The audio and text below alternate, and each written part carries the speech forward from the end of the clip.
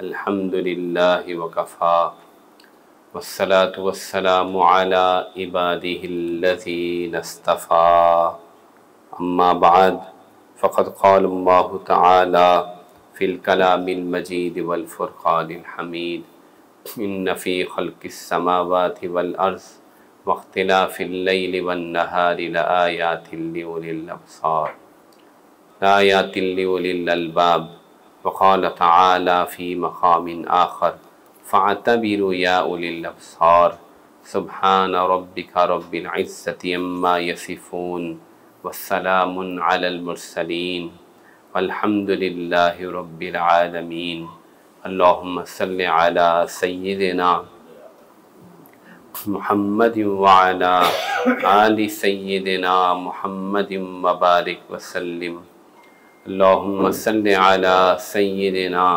محمد وعلی آل سیدنا محمد مبارک وسلم۔ اللہ جل جلالہ نے قرآن مجید کے اندر انسان کو جا بجا غور و فکر اور تدبر کی دعوت دی ہے۔ اصل میں قرآن کا موضوع انسان ہے، قرآن ہدایت کی کتاب ہے، اس کا موضوع انسان ہے۔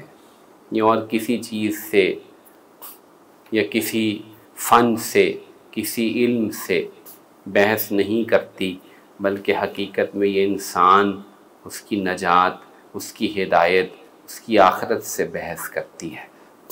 یہ فلسفے کی کتاب نہیں، یہ حکمت کی کتاب نہیں، اگرچہ اس میں حکمت کی بے شمار باتیں ہیں۔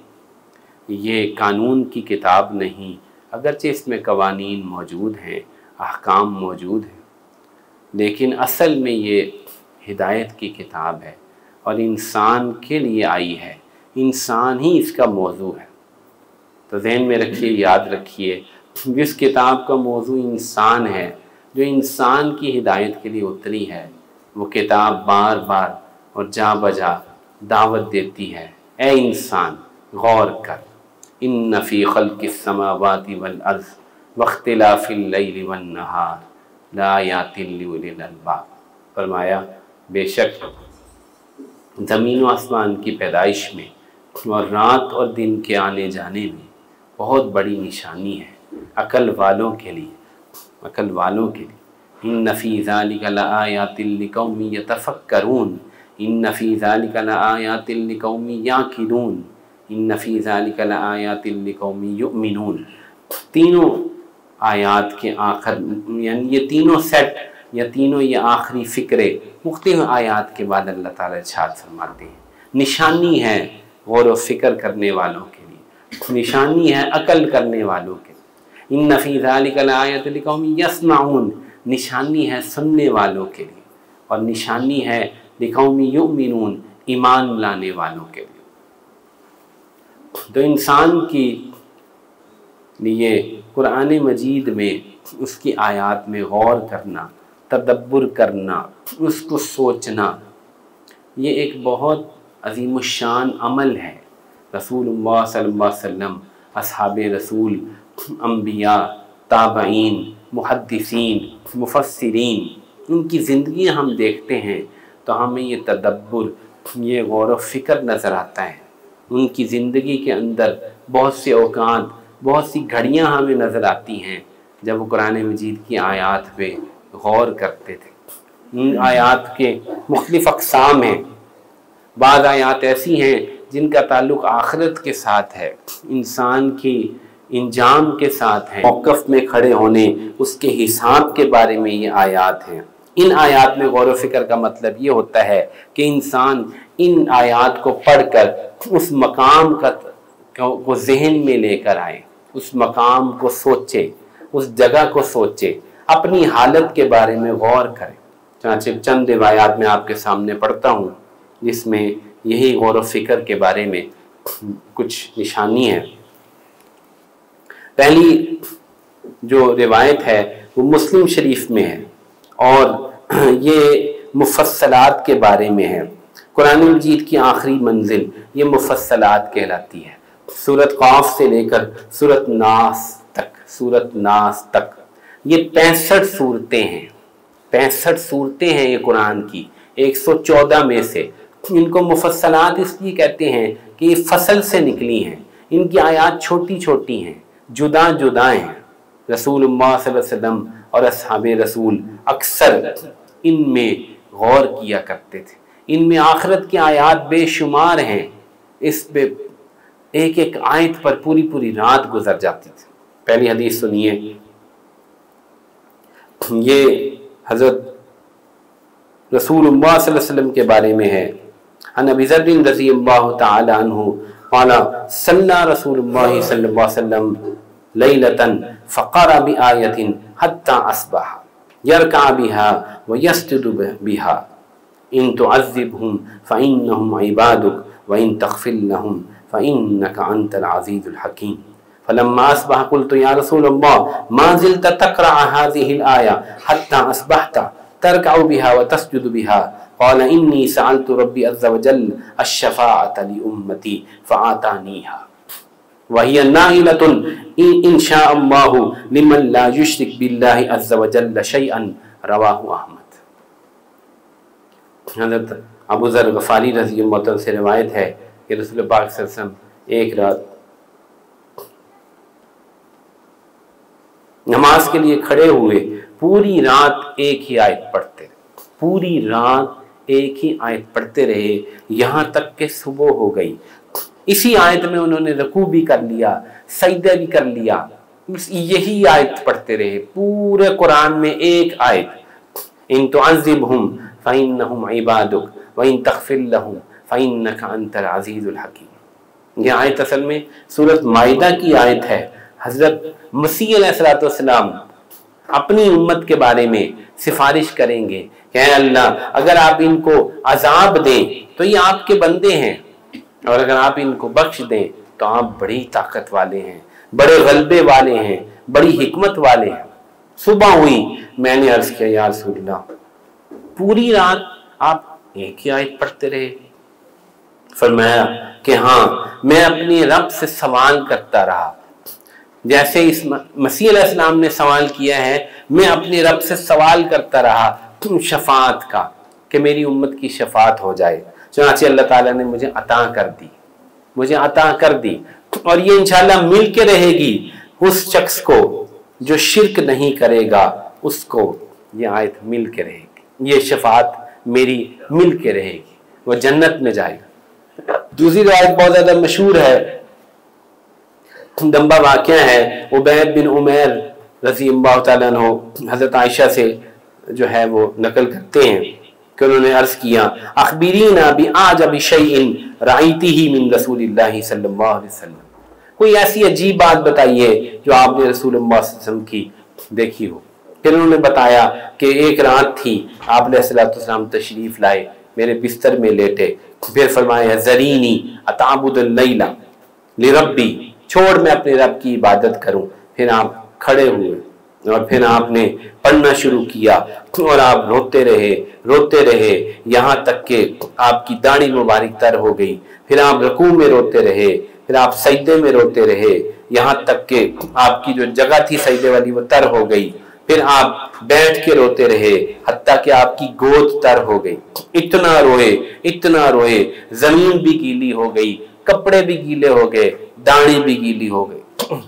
اس پر میں نے پوچھا کہ کیا وجہ ہوئی، تو آپ نے فرمایا کہ آج رات یہ آیت نازل ہوئی ان فی خلق السماوات والارض واختلاف اللیل والنہار لآیات لأولی الالباب الذین یذکرون اللہ قیاما وقعودا وعلی جنوبہم، کہ ان زمین و آسمان کے پیدا کرنے میں اور ذات اور دن کے آنے جانے میں بڑی نشانی۔ آپ اتنا روئے، حضرت بلال تشریف لائے فجر کے لیے بلانے کے لیے، فرمایا یا رسول اللہ تب کی آپ رو رہے ہیں، وقد غفر اللہ ما تقدم من ذنبک وما تاخر، اللہ نے تو آپ کے اگلے پچھلے سارے گناہ معاف کر دیے ہیں۔ آپ نے فرمایا افلا اکون عبدا شکورا، میں اللہ کا شکر گزار بندہ نہ بنوں؟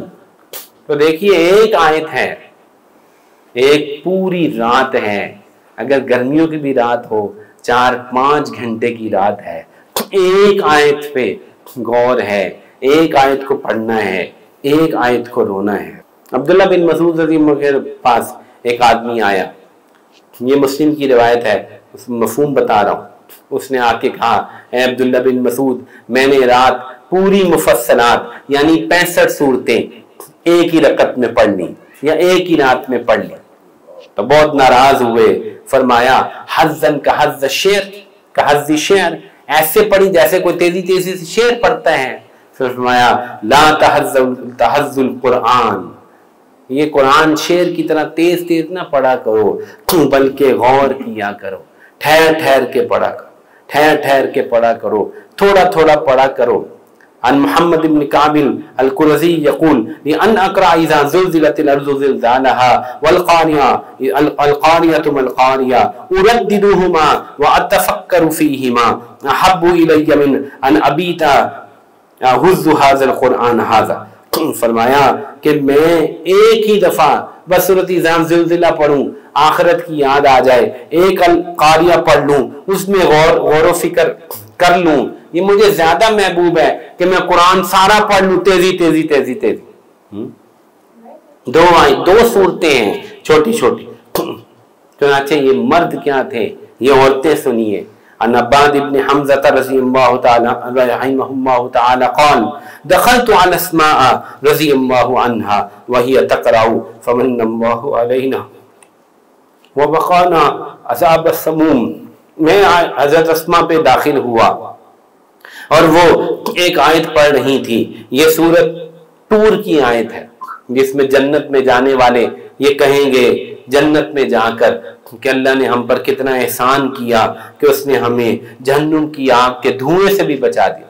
وَوَقَانَ عَذَابَ السَّمُومِ إِنَّا كُنَّا مِن قَبْلُ نَدْعُوهُ إِنَّا كُنَّا فِي أَهْلِنَا مُشْفِقِينَ، ہم تو پہلے دنیا میں اپنے گھر میں ڈرا کرتے تھے، اس نے ہم پر بڑا کرم کر دیا، ہم تو اس کو پکارا کرتے تھے امید اور خوف کے ساتھ۔ قَالَ فَوَقَفْتُ، میں وہاں کھڑا رہا، فجعلت تعیدها وتدعو فطال علی ذلك، وہ پڑھتی رہیں، روتی رہیں، پڑھتی رہیں، دعائیں مانگتی رہیں۔ فذهبت الى السوق، بہت دیر گزر گئی، میں بازار چلا گیا۔ فقضیت حاجتی، میں نے اپنا سارا کام کیا۔ ثم رجعت وهي تعیدها وتدعو، واپس آیا، وہ وہی پڑھ رہی تھی، وہی پڑھ، 2-3 گھنٹے گزر گئے ہوں گے، ایک ہی آیت پڑھ رہی ہے، رو رہی ہے۔ یہ اسماء رضی اللہ عنہ بڑی ہیں۔ حضرت عائشہ رضی اللہ عنہ کے بارے میں بھی یہی روایت، ان کے اپنے بھانجے محمد بن ابی بکر کے بیٹے قاسم بن محمد بن ابی بکر سے نقل کی گئی ہے کہ وہ خالہ جان سے ملنے کے لیے گھر آئے اور وہ قرآن پڑھ رہی تھی اور ایک آیت پڑھ رہی تھی اور رو رہی تھی، اور وہ کہتے ہیں میں کھڑا رہا، انتظار کرتا رہا۔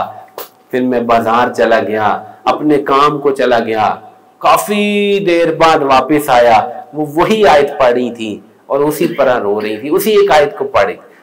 اب یہ کیا ہے؟ یہ تدبر ہے آخرت کے احوال کے بارے میں، ایک فکر ہے، ایک یاداشت ہے۔ ہمارا حال یہ ہے کہ ہمیں دنیا کا فکر ایسا غالب ہو چکا ہے، مجھے آپ کو، کہ ہم زیادہ سے زیادہ بڑی مشکل سے ایک سورت ہی پڑھ پاتے ہیں، وہ بھی ہم سے صحیح طریقے سے پڑھی نہیں جاتی، ہمیں پتہ ہی نہیں چل رہا ہوتا اس کا مطلب ہے کیا، اللہ تعالیٰ کیا فرما رہے ہیں، غور و فکر ہم نے کیا کرنا ہے، ہمیں تو سمجھ ہی نہیں آ رہی ہوتی، ہمارا تو دل کہیں اور ہوتا ہے، ہمارا دل تو کہیں اور ہوتا ہے۔ عن مسروق قال قال رجل من اہل مکہ هذا مقام اخیک تمیم الداری لقد رأيته قام ليلة حتى أصبح أو قرب أن يصبح يقرأ آية من كتاب الله عز وجل فيركع ويسجد ويبكي أم حسب الذين اشتروا السيئات أن نجعلهم كالذين آمنوا وعملوا الصالحات سواء محياهم ومماتهم ساء ما يحكمون۔ حضرت مسروق بڑے تابعی ہیں، وہ فرماتے ہیں کہ میں اہل مکہ میں سے ایک آدمی سے ملا، انہوں نے مجھے بتایا کہ یہ وہ جگہ ہے جو تمہارے بھائی حضرت تمیم داری کا مکان ہے، میں نے ان کو دیکھا تو ایک رات یہاں عبادت کے لیے کھڑے ہوئے یہاں تک کہ صبح ہو گئی یا صبح قریب تھی کہ ہو گئی، وہ ایک ہی آیت پڑھتے رہے، ہم حسب الذین اشتروا السیئات ان نجعلہم کالذین آمنوا وعملوا الصالحات، کیا وہ لوگ، کیا انہوں نے گمان کیا ہے کہ وہ لوگ جو برائیاں کما رہے ہیں، جو برائیاں کر رہے ہیں، ہم قیامت والے دن ان کو ان لوگوں کے برابر کر دیں گے جو ایمان لائے اور نیک اعمال کیے؟ سواء محیاہم و مماتہم، ان کی زندگی اور موت کیا برابر ہو جائے گی؟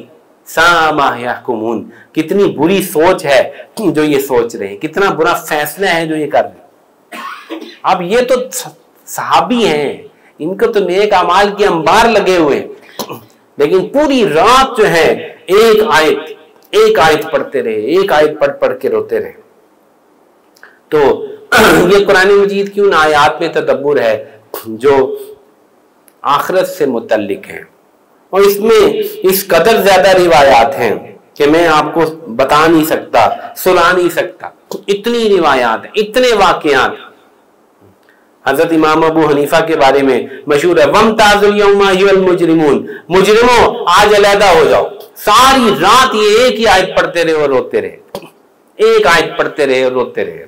اندازہ لگائیے کیا مقام ہوگا تدبر کا، اور کیا مقام ہوگا آخرت کی فکر کا اور آخرت کی خشیت کا۔ تو یہ وہ تدبر ہے، یہ جو غور و فکر ہے جس پر اللہ تعالیٰ نے مومنوں کو حکم دیا، تم غور کیا کرو، تم سوچا کرو، تم اس اندیشے میں رہو کہ میرے ساتھ مقام میں کیا بنے گا، حشر میں کیا بنے گا، موقف میں کیسے کھڑا ہوں گا۔ تو یہ وہ چیزیں تھی جو ان کو رلاتی تھیں، اور وہ تدبر کرتے تھے، اور گھنٹوں گھنٹوں ان کے تدبر میں گزر جاتے تھے، اکیلے ہوتے تھے، رات کو نماز پڑھ رہے ہیں، کوئی بندہ ساتھ نہیں، لیکن ان کو نہ تھکاوٹ ہے، نہ ان کو نیند آتی ہے، نہ ان کو جمائیاں آتی ہیں، نہ ان کی ٹانگیں تھکتی ہیں۔ کیوں؟ کیونکہ وہ تدبر میں اور غور میں اتنے منہمک تھے کہ ان کو پتہ ہی نہیں چلتا تھا۔ یا کئی نوجوان ہیں کرکٹ میچ کھیلنے کے لیے اسٹیڈیم میں جگہ نہیں ملتی، کھڑے ہو کے پورا میچ دیکھ لیتے ہیں 5-6 گھنٹے، ان کو پتہ ہی نہیں چلتا گیا کدھر وقت۔ کیوں؟ کیونکہ دل وہاں لگا ہے۔ تو ان صحابہ کا دل، ان کی پوری فکر، پوری سوچ اس قرآن میں، اس آخرت میں لگی تھی، اس لیے تدبر میں، غور و فکر میں، رونے میں، ایک ہی آیت کے اندر سوچ میں پوری رات گزار دے۔ دوسری تدبر کی قسم یہ ہے کہ قرآن مجید کے جو احکامات ہیں، اس کے جو علوم ہیں، اس کی جو تفسیر ہے، اس پہ غور کیا جائے۔ چنانچہ یہ حضرات رات کو وہ آیات پڑھتے تھے جو تفسیر کے متعلق نہیں، آخرت کے متعلق ہوتی تھیں، جن کا تعلق خشیت سے ہوتا تھا، راتوں کو روتے تھے۔ یہی لوگ دنوں میں ان احکام پر غور و فکر اور تدبر کرتے تھے جن کا تعلق احکام کے ساتھ ہوتا تھا، مسائل کے ساتھ ہوتا تھا۔ یہی ابن عباس رضی اللہ تعالیٰ عنہ جو ساری رات چیخ کے رویا کرتے تھے، یہ دن میں سب سے بڑے مفسر تھے، امت کے سب سے بڑے مفسر یہی تھے۔ یہ قرآن کو ایسے کھولتے تھے اور اس کی ایک آیت پہ نقطے نکالتے تھے۔ ابن عباس رضی اللہ تعالیٰ عنہما قال لی رسول اللہ صلی اللہ علیہ وسلم، ابن عباس اذا قرأت القرآن فرتلہ ترتیلا بینہ تبیینا ولا تنتصرہ نصر الدقل ولا تحزہ حز الشعر کفو عند عجائبہ وحرکوا بہ القلوب ولا یکوننہم احدکم آخر السورہ۔ حضرت عبداللہ بن عباس سے فرمایا، مجھے رسول پاک صلی اللہ علیہ وسلم نے فرمایا، ابن عباس جب قرآن پڑھا کر تو ٹھہر ٹھہر کے ترتیل سے پڑھا کر، الفاظ اور حروف کو واضح کیا کر، اس کو ردی کھجور کے بکھیرنے کی طرح بکھیرا نہ کر، اس کو جلدی سے شیروں کی طرح گزارا نہ کر، اس کے عجائبات پہ توقف کیا کر، اس کے دل سے، اس کے ذریعے سے دل کو حرکت دیا کر۔ تم میں سے کسی کا یہ ارادہ نہیں ہونا چاہیے کہ وہ جلدی بس آخری صورت پہ پہنچ جائے، نہیں، غور کرو، تدبر کرو۔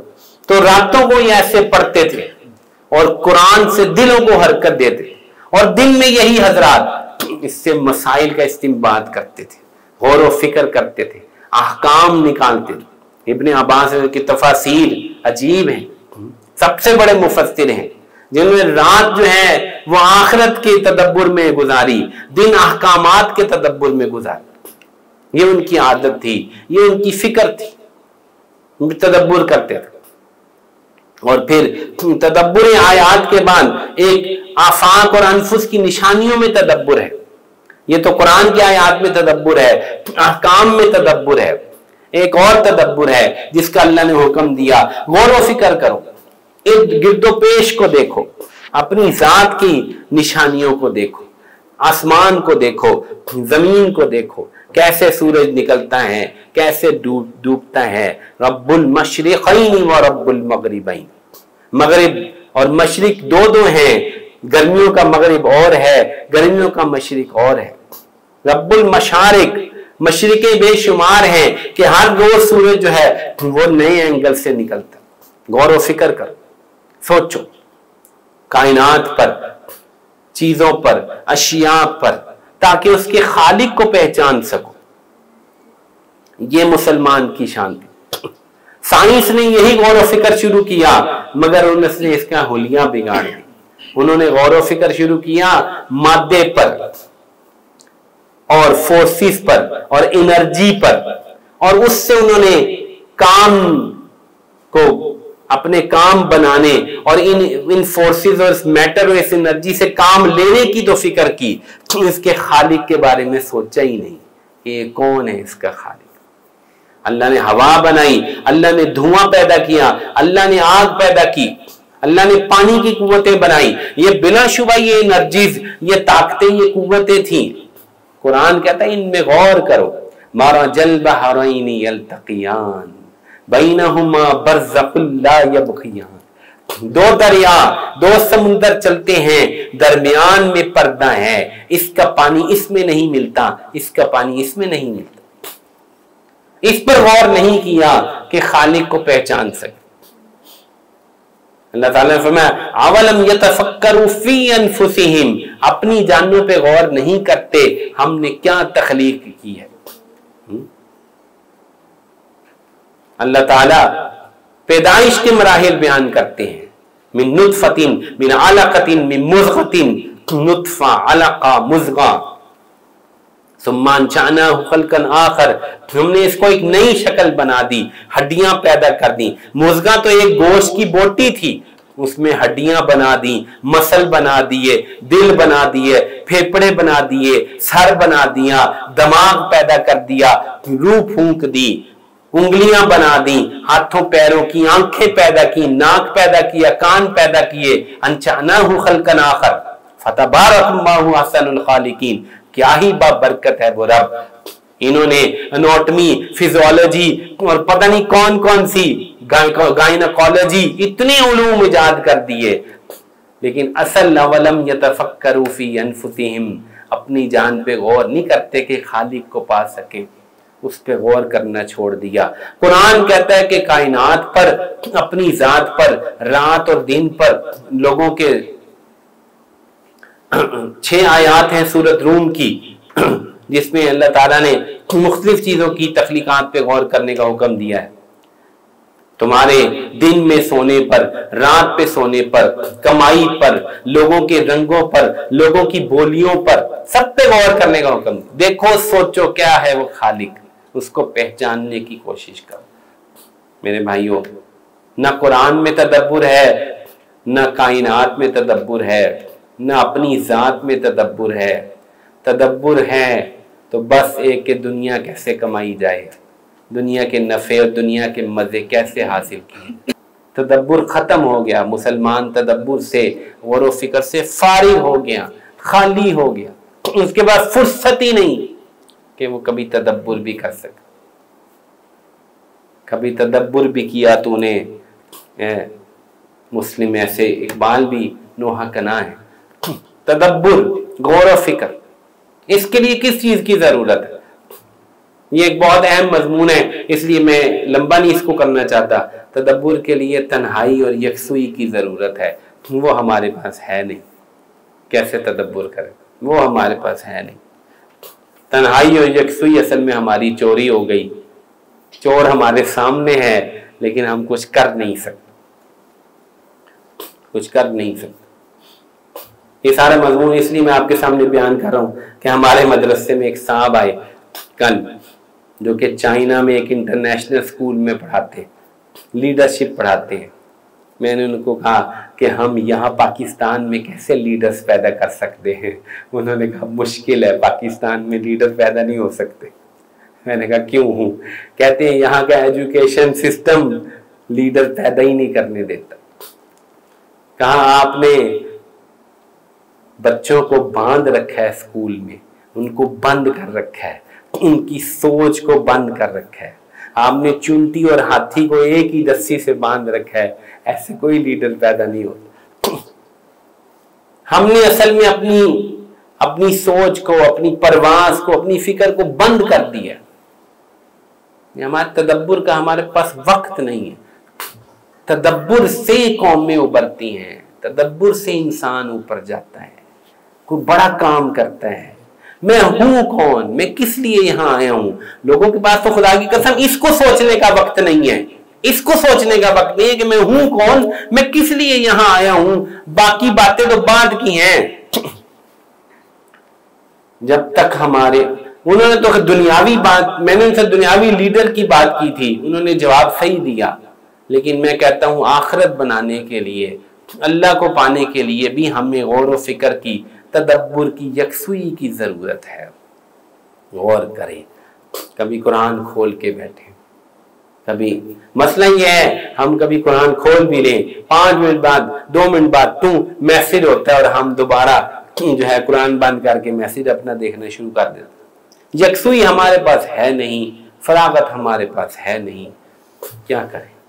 تو میرے بھائیوں، ایک بہت بڑی چیز تھی جو صحابہ کی میراث تھی، غور و فکر کرنا، تدبر کرنا، رونا، آخرت کو سوچنا، اللہ کی خشیت کے بارے میں، اللہ کی عظمتوں کے بارے میں سوچنا۔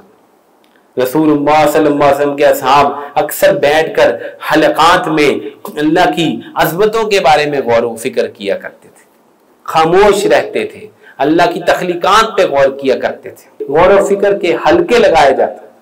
آپ علیہ السلام نے فرمایا 1 ساعت کا تدبر و غور و فکر 70 سال کی جو ہے عبادت سے افضل ہے۔ آدمی کہاں جاتا ہے؟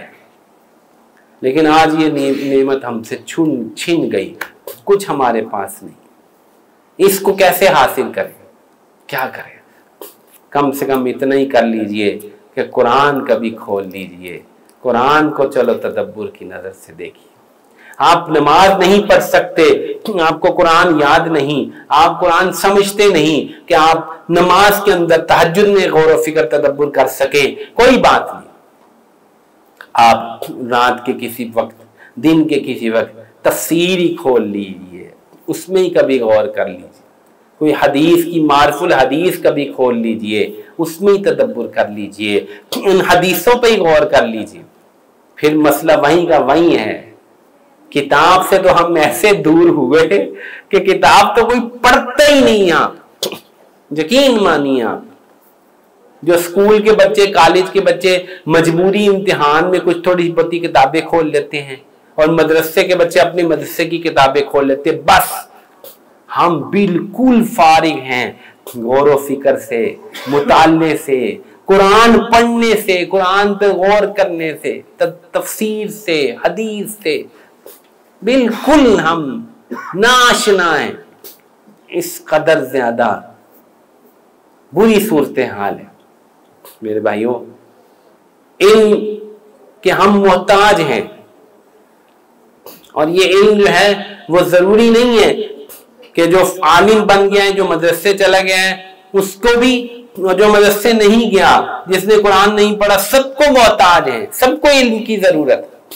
اس کے لیے ضرورت ہے کہ کوئی وقت ہو یکسوئی کا، خلوت کا، غور و فکر کا، تدبر کا، اللہ کی عظمتوں کو سوچنے کا۔ حضرت ڈاکٹر صاحب رحمۃ اللہ علیہ اکثر فرمایا کرتے تھے کہ یہ ملاقات ہے اللہ کی ذات سے، ملاقات ہے، ملاقات کا وقت نکالنا پڑے گا، یکسوئی چاہیے۔ ذکر کے لیے. جو ساتھی ہمارے ساتھ رکعت بیٹھتے ہیں انہیں اندازہ ہے کہ رات کے وقت جب ہم وہاں پر بالکل یکسو ہوتے ہیں اور ذکر کرتے ہیں کیسی کیفیات جو ہیں وہ ہمیں حاصل ہوتی, کیسی کیفیات حاصل, کیا اللہ کی ذات کی طرف توجہ حاصل ہوتی. کیوں؟ صرف اس مسئلہ یہی ہے کہ یکسوئی ہو جاتی ہے. ہمیں یکسوئی کی, خلوت کی, تدبر کی, غور و فکر کی انتہائی زیادہ ضرورت ہے. ہماری روحیں پیاسی ہیں اس کام کے لیے. اپنے اوپر رحم کیجئے, وہ وقت نکالیے قرآن و حدیث کو پڑھنے کے لیے. بلکہ میں اتنا افسوس کرتا ہوں کہ یار خدا کی قسم ہم نے تو کبھی سیرت کی کتاب نہیں کھول کے دیکھی. ہمیں تو رسول پاک صلی اللہ علیہ وسلم کی زندگی کا کچھ پتہ نہیں ہے, ان کے واقعات بھی ہمیں معلوم نہیں ہے. لوگ یہ بھی نہیں جانتے کہ وہ کہاں پیدا ہوئے اور کیسے زندگی گزاری. اس میں بھی ایک تدبر ہے, اس کو فقہ السیرہ کہا جاتا ہے. فقہ السیرہ, سیرت کے اندر تدبر کرنا, اس سے زندگی کے بارے میں رہنمائی حاصل کرنا. یہ بھی ایک تدبر کا باب ہے, فقہ السیرہ. لیکن یہ کون کرے گا؟ مسلمان کو تو فرصت نہیں کہ وہ رسول پاک صلی اللہ علیہ وسلم کی سیرت کو دیکھ ہی سکے. کتنے ہوں گے جنہوں نے شاید پچھلے 1 سال میں 2 سال میں کوئی سیرت کی کتاب ہی کھول کے دیکھی ہو, کبھی زندگی میں غور ہی کیا ہو کہ چلو سیرت کی ایک کتاب پڑھ لیتے, رسول پاک صلی اللہ علیہ وسلم کے حالات و واقعات سے ہی گزر جاؤں. میرے بھائیو, کیا عجیب وقت آیا ہے, کیا نفسہ نفسی اور دجالیت کا دور ہے کہ مسلمان ایسے بدمست ہو گئے, ایسے زیادہ مدہوش ہو گئے, غفلت کے انتہائی عالم ہے. وہی آپ نے آپ کو سنبھالو, میں بھی اور آپ بھی وقت نکالیں غور و فکر کے لیے, تدبر کے لیے. کچھ ساعتیں نکالیں, کچھ ساعتیں فارغ کریں, کچھ ساعتیں رات کو اللہ سے مناجات کرنے کے. دعا کرنے کا ہمارے پاس وقت نہیں ہے. غور و فکر تو بہت اونچی چیز ہے, دعا کرنے کا وقت نہیں. ایسی کوئی صورت ہو کہ ہم آدھا گھنٹہ کم سے کم دعا کر سکیں, صرف اللہ سے مانگ رہے ہیں. مختلف چیزیں مانگ سکتا ہے. کتنا تعلق اللہ سے بنتا ہے دعا میں انسان کا. اللہ سے جب مانگتا ہے, اس کے سامنے التجائیں کرتا ہے, اس سے دنیا اور آخرت کی سے مانگتا ہے. ہماری کچھ اسٹیریوٹائپ دعائیں ہیں, جلدی جلدی پڑھ کے ایسے منہ پہ مارتے ہیں, چل باہر. تو آج روحانیت کا وہ کال پڑا ہے, وہ امت یتیم ہوئی ہے اس وقت. روحانیت سے, یکسوئی سے, غور و فکر سے, تدبر سے, علم سے, جو ہماری میراث تھی خدا کی قسم, بالکل ہم اس سے جدا ہو گئے. صحابہ, تابعین, تبع تابعین, یہ بڑے درجے کے محدثین, یہ مجاہد بھی تھے, یہ قاری بھی تھے, یہ مفسر بھی تھے, یہ محدث بھی تھے, یہ راتوں کے راہب بھی تھے. ان کا کام تھا راتوں کو مصلے آباد کرتے تھے, دن کو علم کی مسندیں آباد ہوتی تھیں, جہاد کی آواز لگتی تھی تو یہی تلواریں لے کر جہاد کی جو ہے وہ رمزگاہیں جو ہے رزمگاہیں آباد کرتے تھے, لڑتے تھے. یہ دن کو مجاہد بھی تھے, دن کے یہ محدث بھی تھے, مفسر بھی تھے, قاری بھی تھے, راتوں کے راہب بھی تھے. دعا کا وقت نہیں, صحت ہی کوئی نہیں ہماری, اتنے انفٹ ہیں ہم کہ مسجد جانا ہمارے لیے مشکل ہے, اٹھنا مشکل ہے خدا کی قسم, جہاد کرنا تو دور کی بات ہے. اتنے انفٹ ہیں ہم, نہ دعا کا وقت, نہ تدبر کا وقت, بلکہ صحت کے لیے بھی کوئی ایکسرسائز کا بھی کوئی وقت نہیں. صحابہ ایکسرسائز نہیں کرتے تھے, ان کو ایکسرسائز کی ضرورت ہی نہیں تھی, تو مجاہد تھے اول درجے. لیکن آپ علیہ الصلوۃ والسلام نے دوڑیں بھی لگوائیں, گھڑ دوڑ کا بھی مقابلہ کروایا. سلمہ بن اکوع رضی اللہ تعالیٰ عنہ گھوڑے سے زیادہ تیز دوڑتے تھے, بخاری مسلم میں روایت موجود ہے. घोड़े से ज्यादा तेज दौड़ते थे वो। घोड़े की अरबी घोड़े की स्पीड होती है 70 किलोमीटर फी घंटा, उससे ज्यादा वो तेज दौड़ते थे। क्या उनकी फिटनेस थी और क्या उनके जब उनका सेहत इनकी बेहतरीन थी, उनके दिमाग भी पॉजिटिव सोच से भरा हुआ था, खशियत से भरा हुआ था।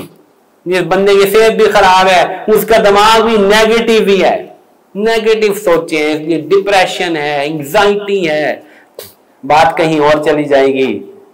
मैं कहना ये चाहता था कि सहाबा की जिंदगी को देखो तो आपको नजर आएगा कि वहां पर